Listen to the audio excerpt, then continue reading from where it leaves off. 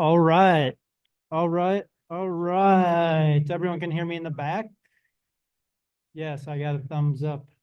Yeah, so for anyone who doesn't know me, my name's Jonathan Klemm. I'm the host here at the Chicago Quality Investors. We switched up their name. There was so many Chicago real estate investor groups in Chicago that we thought it aligned a little bit more with our business. And I'm the founder of Quality Builders, and we're a Chicago general contractor. And, most importantly, I like to start every single meeting off by being grateful for everyone who made it out here, everyone who made it online. It's 7 degrees out, so I know all you guys who made it out here, the troopers, and the ones who are online, you guys are the smart ones. Uh, um, and then additionally, I always like to give a big shout out to A&N for letting us host. If you guys don't know Landon, he's right there. He's going to throw his hand up. Big round of applause for A&N. Their space is amazing. And I always like to remind everyone too. So last year we had a goal to raise $10,000 for the True Value Club, for the Boys and Girls Club of True Value. We ended up getting 2,500, so we got 25% of our goal. But I didn't do a good enough job of, yeah, thank you, RJ. Yeah, 2,500 to the Boys and Girls Club for the Youth of the Year. And yeah, I didn't do a good enough job of promoting it. So I started this year, got a QR code. So QR code at the front. If you guys don't mind scanning it, donating $10. That's just a suggested donation. If you want to donate more, we will not, we will definitely allow it. So Boys and Girls Club True Value would really appreciate it. And I always like to start everything out to, especially with the new year, to get an understanding of where people are at with their goals. How many people set goals for this year? Show of hands. All right. Well, I'd say we got about half the room. Show of hands for people who made resolutions and have not followed through with them so far. We got one. We got one brave soul out there. We got two. So what about anyone who's willing to speak up about some of their goals and kind of be willing to be held accountable for their goals? Anyone have any goals that they want to give a shout out to the rest of the group?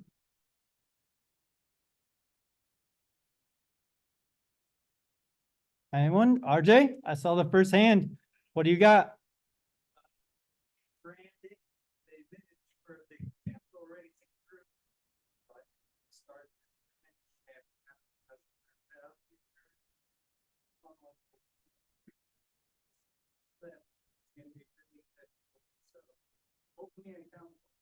Okay.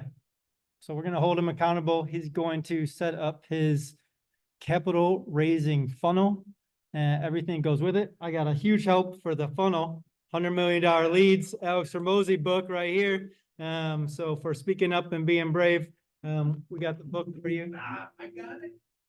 Yeah. Yeah, it's a really good book. I've already read through it. Perfect timing, hopefully. And yeah, so and it's always, I always like to remind everyone too, for this first meetup of the year, it always seems to be the best attendance. And so if you look at the person to your right and look at the person to your left, they likely won't be here at the end of next year because so many people fade out throughout the year. And so it's my encouragement that you continue to keep coming back, whether it's our meetup. RJ's got a great meetup, Chicago Multifamily Club, that meets on Mondays.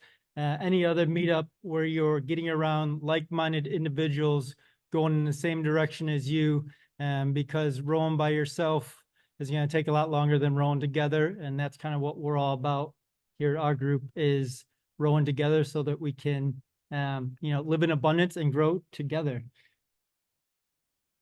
So I wanted to start out with a little story, kind of above my sweatshirt. It says it's okay to not be okay. And I wanted to revise it to say it's okay to not feel okay. Because I was really trying to figure out last night what I was going to do, what we were going to say. And I've got a Airbnb in my lower unit. And luckily, the day before yesterday, one of my pipes burst on my first unit. Of course, great timing. And I didn't get it fixed right away. It's no big deal. My Airbnb hasn't been super booked, wasn't worried. But then, of course, yesterday, someone decided they want to book it for today. So this was at 5 o'clock last night, and it's been vacant for a while. So I was like, shit, like I would really like to get some income coming in from this Airbnb. And so I went ahead and we actually negotiated a little bit, accepted the listing, got one of the plumbers out last night at 9 o'clock. He ended up coming out, fixing it. We got all patched up, turned the water back on, and then boom, another piece of the pipe started leaking.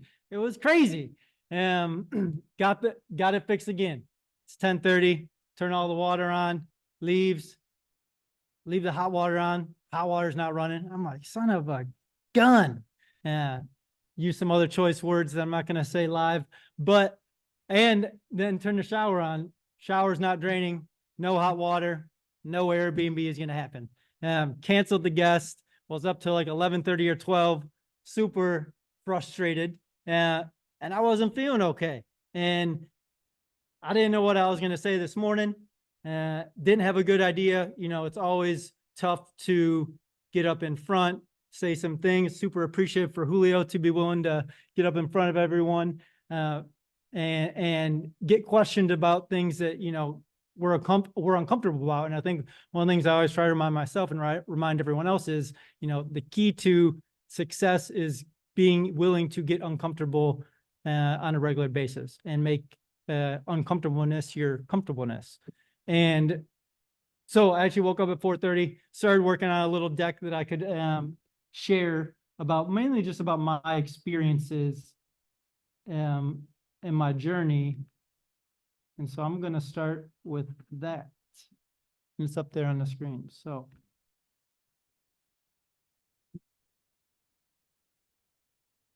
all right, hopefully you guys got enough time to read the ground rules, but I mean, more or less, you know, we want to promote abundance, work together, not judge, ask questions, not statements, and just kind of encourage everyone along the same journey.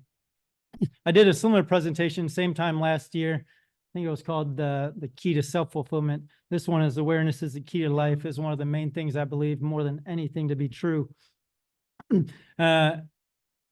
And then I always start everything out with my affirmations. I actually changed them this year and have switched everything to identity-based affirmations. And these are less about goals and objectives and more about who I am. And kind of later in the presentation, I talk about identity-based goals as well, and how setting the right goals for yourself actually helps you get the right goals set everywhere else in your life. And so this last year for me has really been about focus and focusing about myself and really trying to detach from the end result and know that everything is happening for a reason, and looking at every stressful situation, or what we might deem stressful, as more of an opportunity. So real quick, I'm just going to run through my story. I'm going to let Julio run through his. And the reason I wanted to bring Julio up is we're coming from two very different paths of life. But at the end of the day, we're going the same direction. And so me, I grew up in Elgin, super middle class, went to college. All I knew was W-2 life, worked W-2 for 10 years, invested heavily in my 401k. Man, I wish I had that money back. I'm going to cash it in pretty soon and take the penalty, because I'd rather have the cash, because I'll make more money with the cash now than even if I were to invest it. I worked for Walsh Construction for 10 years, big super conglomerate, left them after I found real estate, mainly from being too stingy to pay rent anymore. Bought my first house, live and flip in Louisville through auction.com, did everything the wrong way on almost every deal I've done, to be honest. And slowly found real estate, slowly found personal development, slowly found bigger pockets, which I'm heavily involved in. And then ended up leaving my W-2 job, after about 10 years and went to work for a tech company. I worked for that tech company for 2 years, got fired twice in 1 month, which led me to founding our general contracting business, Quality Builders, which is really my true destiny. And because, to be honest, I'm not a bad real estate investor, but I'm not a good one. And I'm a really good contractor. And I just know that's what we're meant to do, mainly because having a background in construction and technology, I can just see how things are developing and going to be changing in the future. And we want to be at the forefront of that future.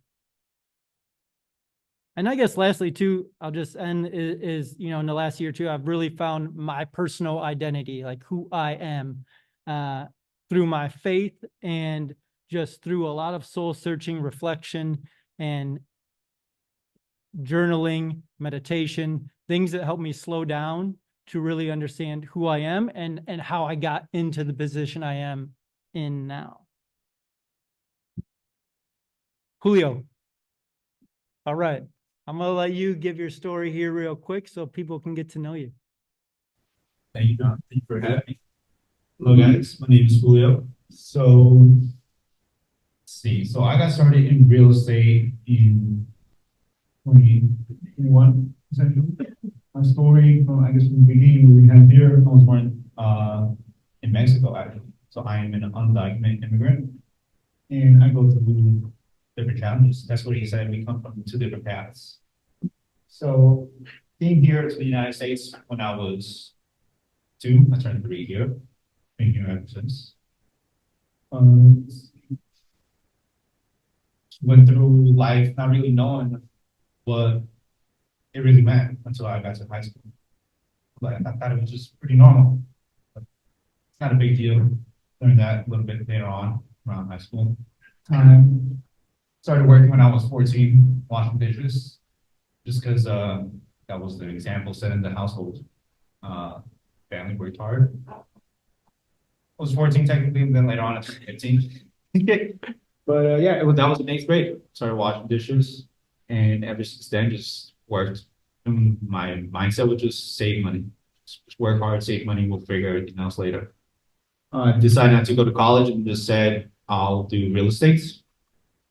When I decided to do that, that's when I learned all about the difficulties about being undocumented, not being able to get loans, even though I had 20% down, didn't have credit, didn't got credit, still couldn't apply. There's different challenges, but I would say it's not impossible. So later on, I found bigger pockets, I found real estate, decided that's what I wanted to do. I wanted to follow to buy and hold, but at the time I couldn't get financing, which is like, it's a lot harder to save up to buy a house in cash. Especially for the jobs I was doing, which was just a job, high school, which worked the restaurant business really, and then a warehouse, making minimum wage, $16 an hour. I found wholesaling. It's like, okay, well, I'll try that. And that's through that and bigger pockets. That's eventually how I found John, which we ended up teaming up with. We took down a couple properties. That was around 21 this year. It was a little bit before I turned 21. I am 23 now. Yeah, just I would say from there, it's just a lot of lessons learned. From 2021, just a lot of lessons. We did wholesaling, we did flips, good flips, bad flips. A lot of money spent in mail. Everything wasn't great, but the skill set that I had at the time being. So yeah, I think now kind of brings it over for the present. Now it's take those lessons, take them a lot of lessons, money lost, and now I know what to do. I was also joining a mastermind called GoBundance, which allowed me to get focus. I was a little bit everywhere. Also, admin, general contracting, looking at starting an Amazon FBA business as well. Just trying to make money somehow, some way. But now, I think within the last year, it was pretty similar to John. Now, just focusing on one thing, getting clarity, makes it a lot easier. So that's more or less the quick rundown of things. My story, where I come from. Beautiful. Yeah, that's a round of applause for Julio, my friends. 23 years old, came from Mexico, still undocumented, couldn't get an LLC, he couldn't, can get a LLC through ETIN, right? ITIN, and can create an LLC, which is crazy, right? So you can have a business undocumented, but you can't get documented. And so it's just a wild journey, you know, and me and Julio are partners. He came to me on Bigger Pockets, asked me, he had a deal under contract. He said, "What should I do?" Or he said, "Do you have a contract?" So yeah, I got a contract for him, and he gave me his life savings, and we went in on the deal. And the first project actually went pretty good. It went too good because we thought we knew what we were doing, to be honest. And yeah, then we had a couple other projects that didn't go quite as well. But we didn't lose money, to be honest, yet, because we haven't sold them. We ended up refinancing. So now Julio has 4 units with me. He's done 3 or 4 flips, and he's 23 years old. And I think it's just a reminder, you know, that we're all coming from different paths of lives, and there should be no excuses for anyone, you know, because if Julio can do it coming in from Mexico, I think everyone else in this room has equal opportunity as he does. All right, so I put together some 5 fantastic facts that I believe will truly help you guys along your real estate journey. 1, awareness is the key to life. 2, 1 bridge equals speed. Consistent accountability equals results. Perfect baseline equals structure, and detachment equals peace of mind. So I want you guys to all remember those. Take a picture. I'll send you the presentation. I'll be honest, it's not great. There's probably some spelling errors, but the point is the information to digest and learn from, and mainly learn from my mistakes. And so my first key, awareness is the key to life. Julio, what do you think awareness is, my friend? Awareness, I would say, it's knowing yourself. You are aware of what you're good at and what you're bad at, and accepting that. Yeah, perfect answer. I think knowing yourself is probably the most important part of awareness. We have self-awareness, we have social awareness, we have physical awareness, we have all these different types of awarenesses, and it's very, very hard to be able to think what you're thinking about with so many distractions in our life. And so, you know, the way I kind of came to awareness most of all was to start becoming aware of things I was doing subconsciously, aka where I wasn't thinking. Some examples I have are brushing my teeth, driving, sitting, my posture, using my mouse. And I started doing or creating activities around those that would make me consciously think about those activities. So instead of brushing my teeth with my right hand, I would brush my teeth with my left hand every morning. When I was driving, I would intentionally come to a complete stop in Chicago. Yes, it is possible, and go the speed limit. And sitting posture, right? So sitting straight up, not slouching, and then using my mouse. So like every other week, I switch my mouse from my left hand to my right hand, just so I'm become more aware of things that I'm continuously doing subconsciously, and now they become conscious. And so now I'm able to start thinking about more things that I'm doing subconsciously and be conscious of all these thoughts that I'm having. And because thoughts, in my opinion, lead to our actions lead to our results. And so the better thoughts we have ultimately equal the better actions we have. And some other ways, prayer, meditation. And the last one I put on here was getting feedback. We think we know ourselves until we ask a bunch of people what they think about us. And then and hopefully those people are honest with us, right? And I think that's the key. It's like we like to get around a lot of yes men, or at least I did in the past, who would boost our ego up. But, you know, me personally, like, I want people who are going to tell me the truth every fucking time. You know, I don't want anyone to avoid being honest with me about how they feel about me, about something I've said, about something I've done. I've just found transparency to really be a key to growing and learning about myself. And same with vulnerability. You know, we've all gone through different past traumas and tribulations. And, you know, I think we think that no one has gone through something similar. And the fact is, everyone in the room has probably gone through similar traumas. If we went out through the room and figured out what everyone's traumas have been. So one bridge equals speed. It's easier to do many things than one thing. Let me get your thoughts on doing too many things at once, Julio. I did. But what I learned last year, if you focus on too many things, you will never get good at one thing. You need to get good at one thing to then you can master that one skill, and then you can go on and do more things. Yeah, beautiful. Yeah, I think it's just so easy, especially now, right? We have social media, we have all these other distractions to take our focus off of what we should be doing, and everyone makes it look so easy. And we don't get to see the hard parts about what everyone is doing. And it used to be in the past that getting the information was the problem, right? Now getting the data is no longer the problem. The problem is being able to focus on the right information.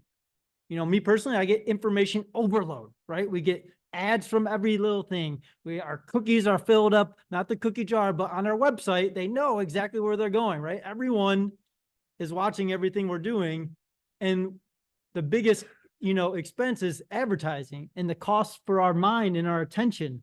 And so the more we can be aware of that, key number one is awareness, is being aware of things that we shouldn't be spending our time on, scrolling on Facebook, doing all these other things. It's in all those places, like, I want to be a contributor more than I want to be a user. I just try to remind myself that on a regular basis. Like, if I get caught scrolling, it can be beneficial too, but like, who are you following? Like, are you watching like little baby kittens, like chase little dogs around? Or are you actually like looking at motivational things that are going to inspire you to be a better person that you want to be? Yeah, like for me, it's like I started 4 or 5 businesses. One failed completely. And I'm still a managing broker at real estate. Don't talk about it at all. Mainly use it as a resource to get on the MLS and to help other people, friends and family in need. Our wholesaling business went into the toilet, to be honest, officially shut that sucker down. And not because we couldn't have done it, because we didn't spend the focus that we needed to doing it. I spent about 10% of my time doing it, and it just wasn't enough. I needed to be 100% in. And so my theme for last year was yes is a commitment, no is a choice. And I just started saying no to everything. I joined the group GoBundance, dropped it. I was in a program called Strategic Coach, dropped it. We were doing this business together, dropped it. I'm a decent investor, way better contractor, and so my primary focus is serving people and helping people not have to go through the struggles of getting screwed by contractors, because there's so many bad ones out there that will run away with your money. RJ knows he has people who have come to him crying about how people have run away with their money because it's just so easy to do. And my last point was that I have more URLs than businesses. So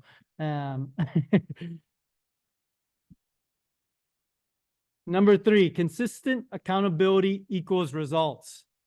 It's really easy to set goals. It's really hard to stay consistent and be accountable. Being consistent sucks. Doing the same thing over and over again is boring. Getting up every day at 4:30 isn't always fun. But I think what I always try to remind myself is I'm doing the things no one else is doing now, so I can do the thing that no one else is doing later. And at the end of the day, I'll get to a bigger point, but it's like none of the stuff matters, right? It's about our service to other people, who we are, that we're being true to ourselves. And being accountable is just very, very, very difficult. And it sucks at first. But after you get to become more accountable, it's enjoyable. Like, I love getting feedback now. I love admitting when I'm wrong and taking full ownership of it, because it diffuses situations right away. We screw things up as a contractor regularly. We own up to them and we make them right. And so consistent accountability is the key. We're going to go through our one sheets that we kind of put together for some of our goals and stuff, but like putting the goals down is great. It's a great start. Writing them down, puts them into the ether, into the real world. But being held accountable to them consistently throughout the year is when things really start to scale. Ooh. Perfect baseline equals structure. I looked up the definition of baseline. I guess I could hold the mic a little closer to me. And it says the minimum or starting point used for comparison. And I think for me, for most of my life, I didn't have a baseline of where I wanted to be, how I wanted to get up in the morning, how I wanted to go to sleep, what type of partner I wanted to be, what type of friend I wanted to be. And so I started writing things down to be able to compare how I'm doing versus my baseline. In construction, we usually have two schedules. We have what we call a baseline schedule, which is what the schedule is at the start of the job. And then we have the actual schedule, which, to be honest, usually ends up taking longer than the baseline. I'm not going to lie. But the point is that we have something to compare where we started, and we can always get back to our baseline. You know, it's super easy for me to get off track. I used to be a heavy smoker at the end of my day out. Smoke weed, I couldn't get up in the morning. Quit smoking weed, all of a sudden I start getting up. And then I structured my morning every day so I know what I want to do every morning, right? I want to get up, I want to drink my water, I want to read my Bible. After I read my Bible, I want to stretch. I want to go for a jog. I haven't been doing that much lately. It's freaking cold out. But I have still from time to time. And then I meditate and I read. It's pretty simple. And am I on track every day? Definitely not. But I know how to get back on track because I know where my track is. You don't have a baseline for how you want to be as a partner, as a friend, you're not going to be able to get back on track. So I just encourage everyone to write down like what it looks like for them, what their baseline is for different parts of their life. Well, this is one of my favorite ones I put on here. Detachment equals peace of mind. I looked up the definition of detachment. I didn't really like it, so I'm not going to share it. But I finished reading a book called the Bhagavad Gita. Has anyone read this book? Yes. What do you think about it? Give me your feedback on it, sir. Asher. Yes, it's a spiritual book, just like any other book. And I know certain part of the world, they believe in that, and so be it. Yeah, so it's a Buddhist-based book, and it's really just about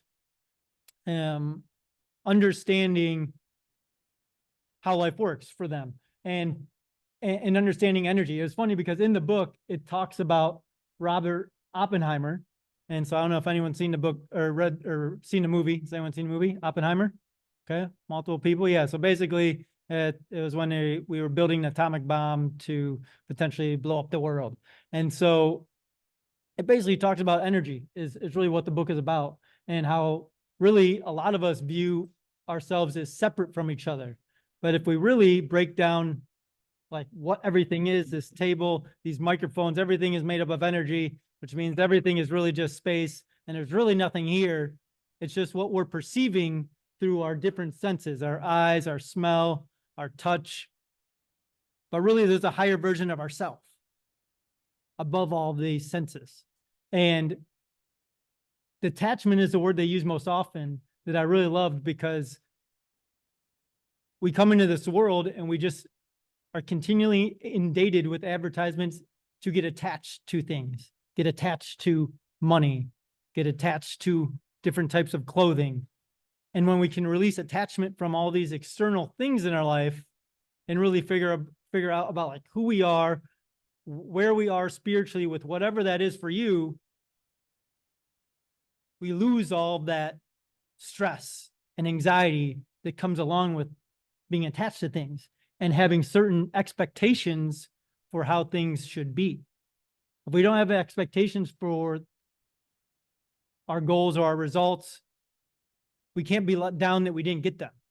And I think that's the difference sometimes is like, I love the word goals and objectives, but I think a better thought for that is just a vision of where we're headed.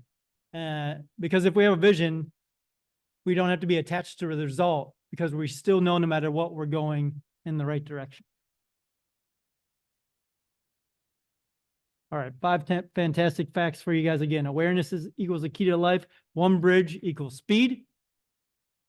Consistent accountability equals results. A perfect baseline equals structure. And detachment equals peace of mind. All right, real quick. So within GoBundance, it's a networking mastermind business real estate group. They have you fill out these one sheets.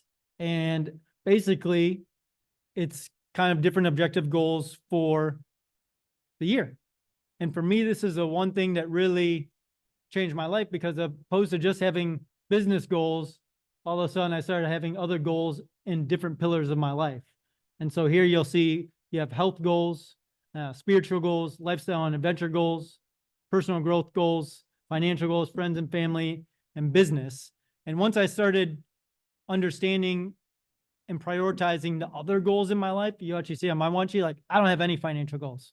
I don't really care about money. Do I think I'll end up with a bunch of it? For sure. But I think for me, having all that ends up being a byproduct of being 100% in all these other pillars. So I'm going to let you kind of run through your one sheet. Maybe I'll give you a couple critiques. Anyone else can give you a couple questions. If you have any questions, feel free to raise your hands, ask Julio anything, or myself as well. Yeah, we'll start with health and nutrition. For that, I'm going to be weighing in at around pretty much 175. And then for most of these goals, I've set up how I want to achieve it, or how am I going to get there. So currently I'm at 170, 171, and I'll get to 175 by counting my calories. That's what I do. Count protein, carbs, and fats. So you We'll be the skill in the back from 2 way you need.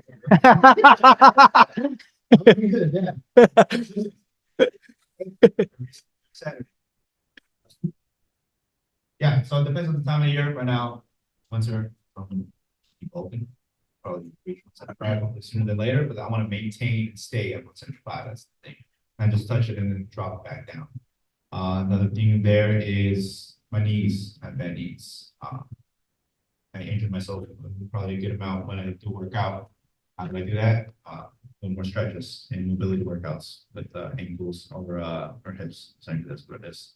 I do work out 6 days a week.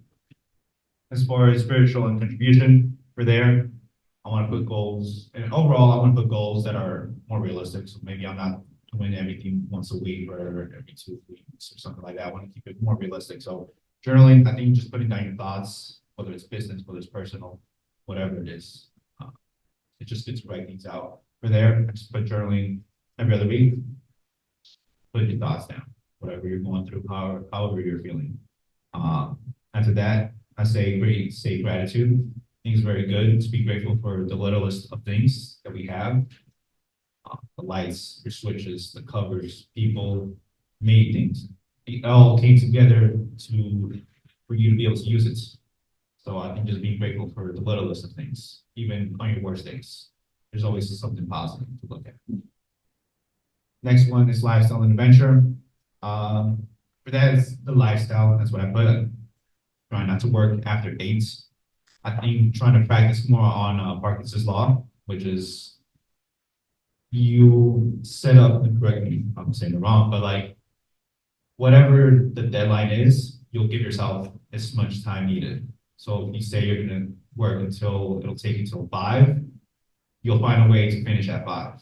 But if you say, hey, you actually have to get it done by 3, you'll also get it done in 3. So I think just stopping by 8, just fully stopping, and then that way I just give myself some time for me to relax afterwards. So that's more of the lifestyle. Things. Let's see. Got personal growth into like for that for the year to read 10 books. I have 10 books. I have a lot already picked out. I didn't write that down right in the spreadsheet, but essentially it's reading around. You read just 10 pages a day. you'll read almost a book a month. It depends on the size of the book. But just 10 books. I could have made it 12 for one a month. Some books are a little bit longer. Sometimes I know I'll probably be slacking off or I just won't do it. So just again, just being more realistic with yourself. Tax write-offs. I want to go to maybe more events and buy courses. Just essentially learn, grow more, whatever that is. For now, it's like just going to events, meeting people, networking, see how you can grow essentially. And then let's see, for business and career, business, real estate here, go to 3 meetups a month. I've been pretty consistent. I already hit that for this month. This is the 3rd meetup, so I'm done with this month.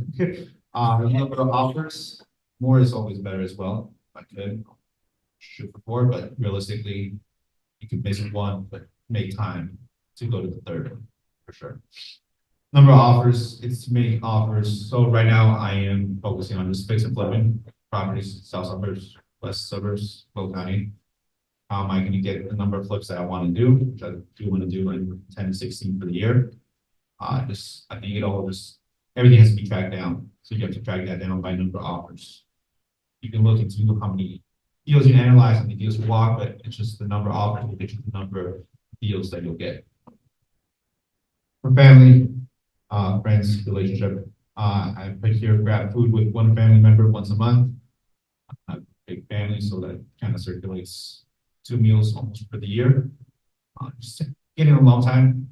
You know, you're so busy, you're running around, being busy with yourself, they're busy. Sit down, have a one-on-one. Grandma, mom, dad, brother, sister, whoever. I think family is very important to me. Meet and talk with someone outside of my just regular friend group about real estate and life. I think I just want to be a better friend. Essentially, that's what it is. Just have conversations that isn't about my high school, essentially my high school friends that I still hang out with.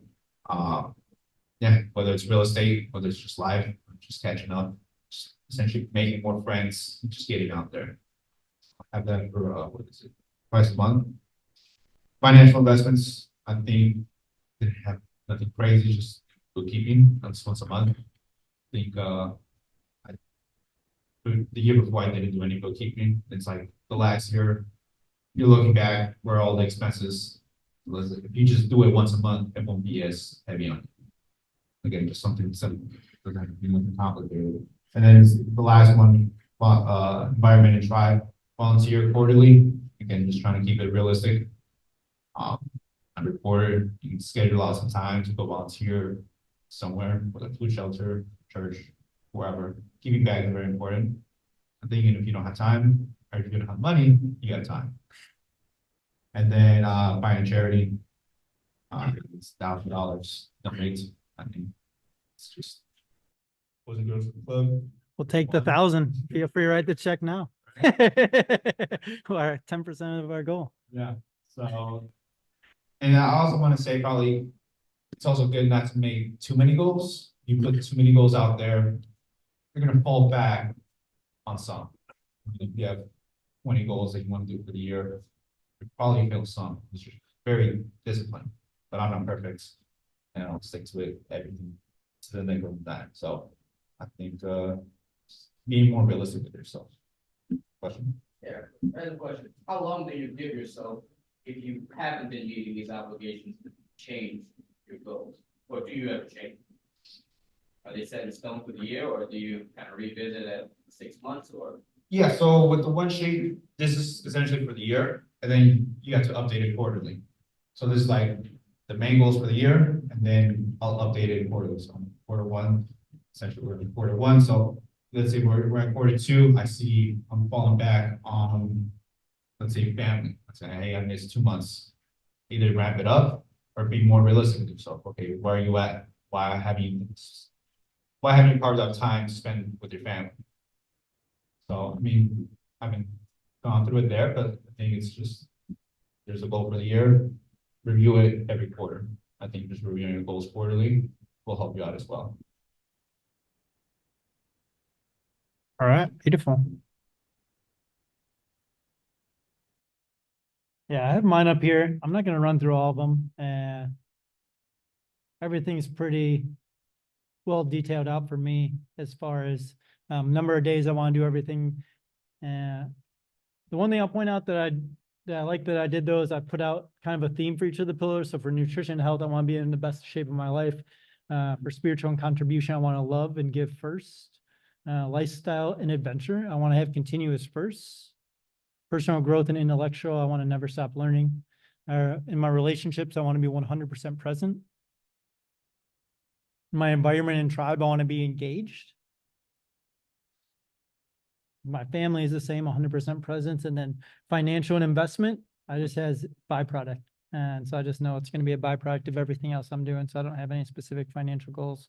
Yeah, I mean, my biggest thing last year, I wanted to quit smoking and drinking. I made it 302 out of 365 days.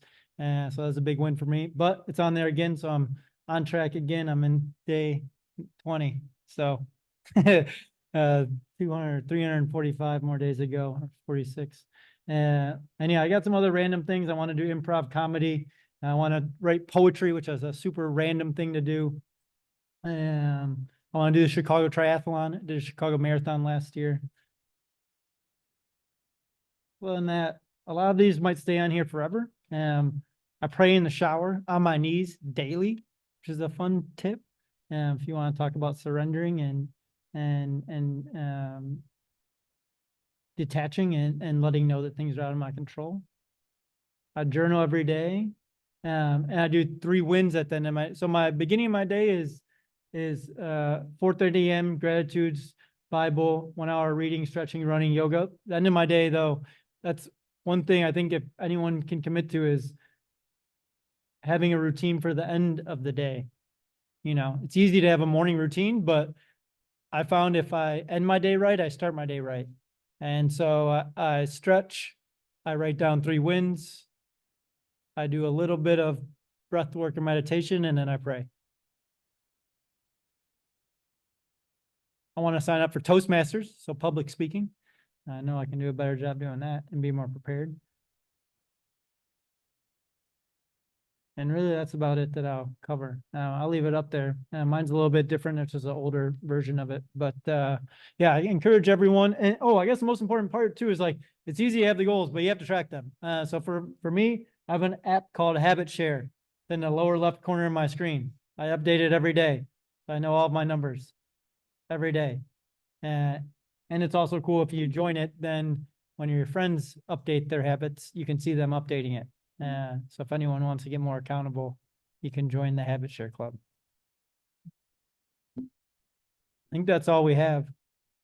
And if anyone has any specific questions, you can grab me after. And the best way, oh, yeah, go ahead.